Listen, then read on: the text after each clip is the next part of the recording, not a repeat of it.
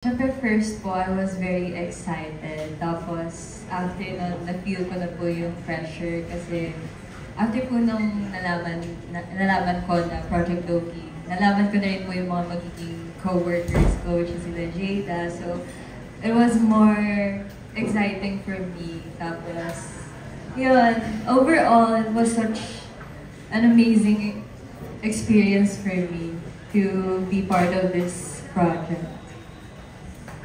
Alright, thank you. That was Love Yauho. Okay, second question goes to Michael Keith. How do you describe Project Loki in one word or one line, to the best of your ability, MK? Oh man, thriller. I would have to say thriller po. Ang dami na mangyayari dito sa series po nito. And sobrang excited din po kasi growing up I watch a lot of crime mystery shows and syempre mga like teenage shows na parang ganito. So I'm super excited to be a part of this and sana mabigyan ko po justice. Kaming lahat, we give justice to all the characters that you guys have read and grown to love for po.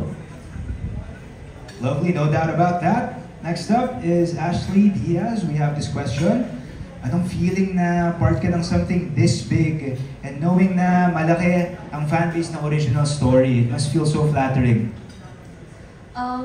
At first, I was really excited, and at the same time, I was really pressured because I researched agad, and then I'm currently reading the piece, and I understand why it has such a big fan base. It's such a brilliant piece. Thank you so much for this. So ayun, it was really more of pressure also, and also with my coworkers. Then I'm so excited to work with them. So ayun, thank you so much. Thank you for that. Next up, for Ivan Lim. Hi. How do you, or should I say, what do you look forward to the most sa mga katrabaho mo dito sa series? Well, I'm really excited to work with them all, especially with their scene.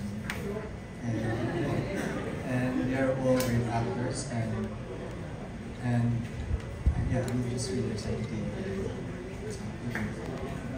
Thank you so much. Next up is Joanna Lara. What's the one thing you admire about your co-stars?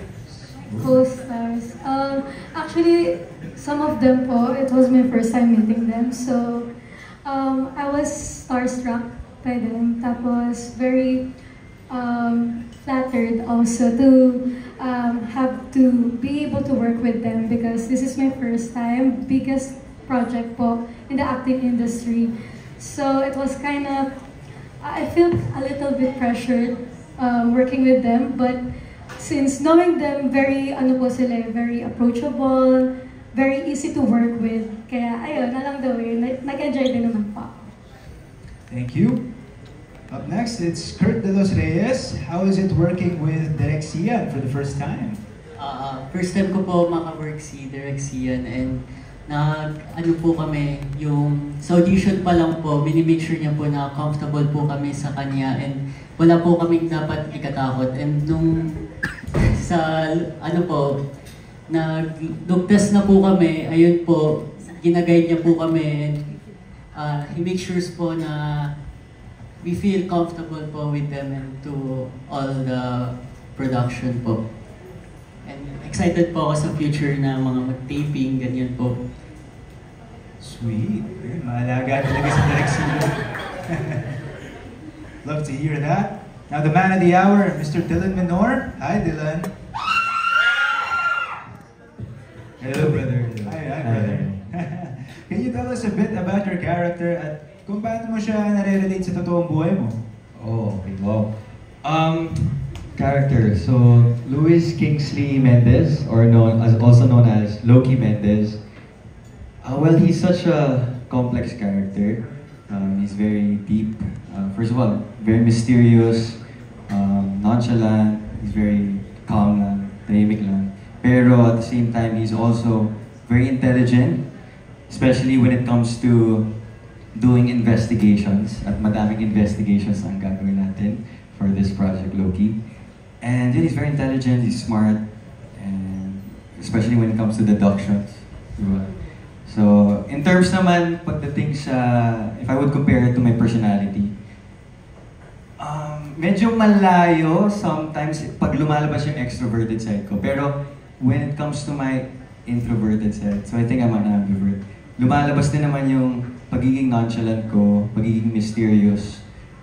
Kasi I feel like some of us naman siguro, we sometimes feel na we want to be alone, or we want peace, we want quiet. So yun siguro yung mga konting similarities namin. And yun yung pwede kong paghugutan sa character ko para mas mabigyan ko ng justice and ma-portray ko na maayos si Loki Mendez.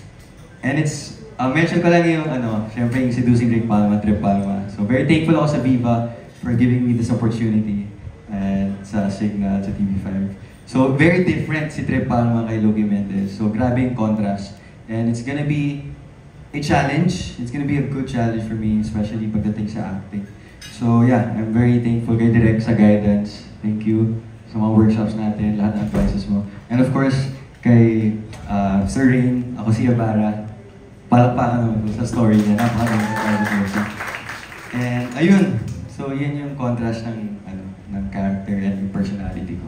Yun. Thank you, Dylan. Incredibly well said and well put. Right next to him is Mr. Marco Gallo. Everybody, round of applause naman dyan. Marco, this next question is for you, buddy. Paano ka naghanda para sa role na to given na investigative mystery crime etong Project Loki? Siguro alam niyo naman po na all we've been doing right now, it was the university series for the past, 3 years? No? 3-4 years, something like that. And then now this new Wattpad story has arrived, and honestly, it's something new. I've never played anything regarding mystery or crime, so it's exciting, you know. And I'm intrigued if I'm gonna be,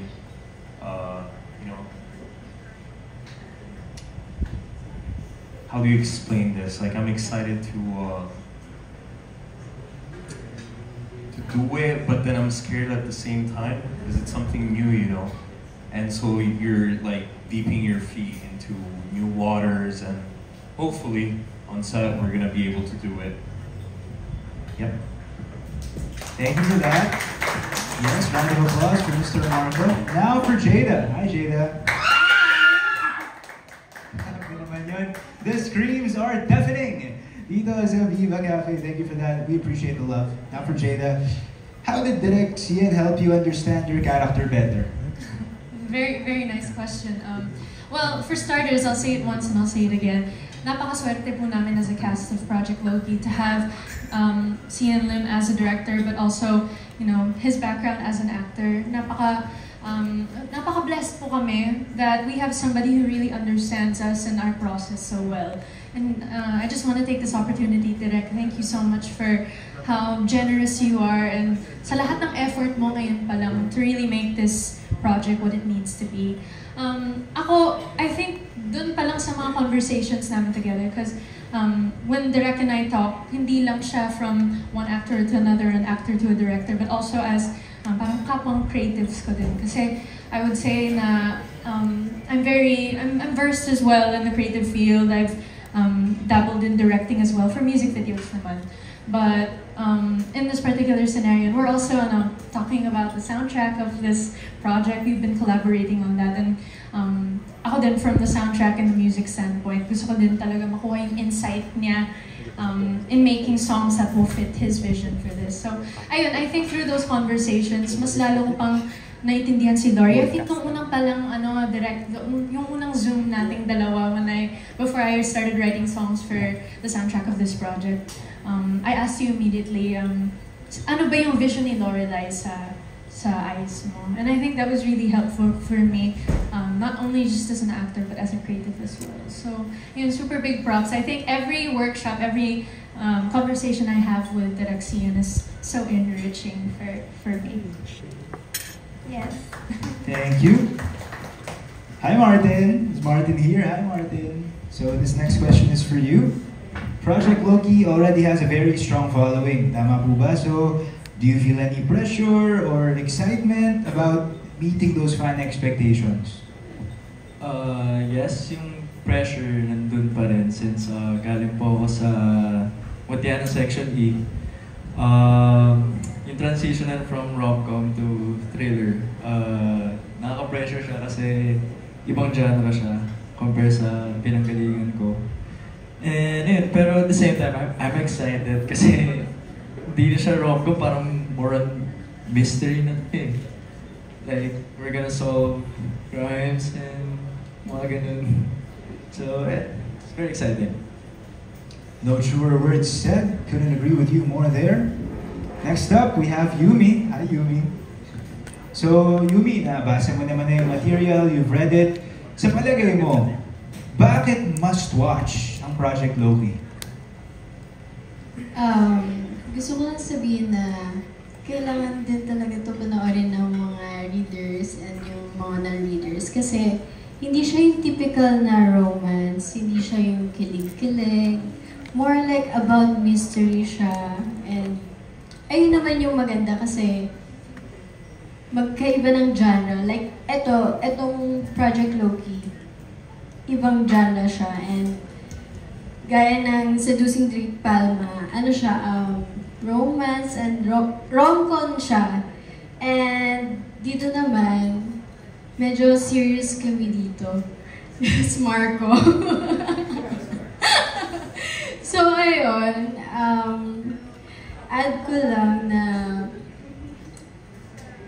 I don't play games. I don't play nice here. You will love me and hate me and love me again. But one thing's for sure, you will never forget me here.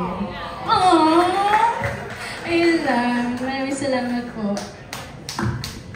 Thank you. Thank you for that. Now it's Rain's turn. It's the author Rain. Hi. So, this next question is for you. Hello. Anong gusto niyo sabihin sa mga loyal readers and viewers natin discovering Project Loki for the very first time?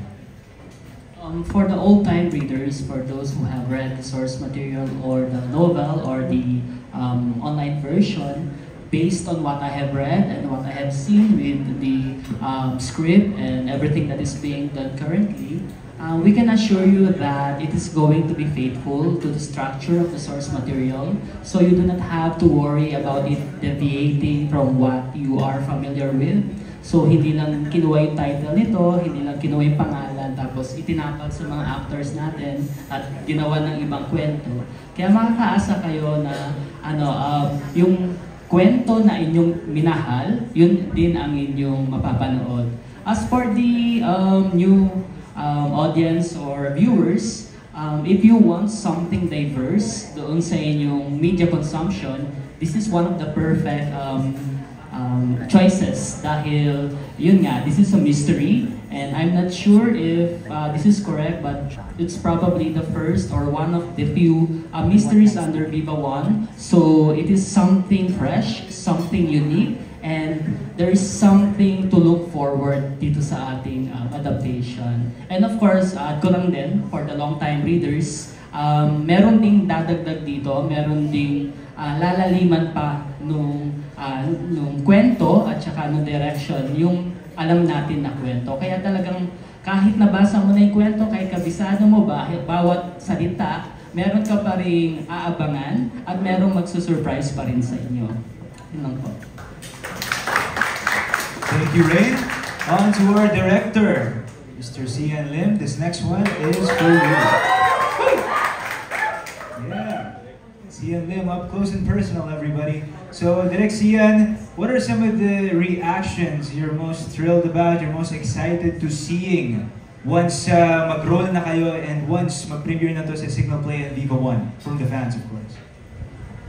Thank you for that question. Sa akin, and same with the whole cast and Rain din, we have an open communication. And ano nga ba, katulad nga kanina tinanong ko si Rain, ano nga ba yung gusto nyo talagang pagtuunan namin ng pansin na eksena? So ako, I'm looking forward to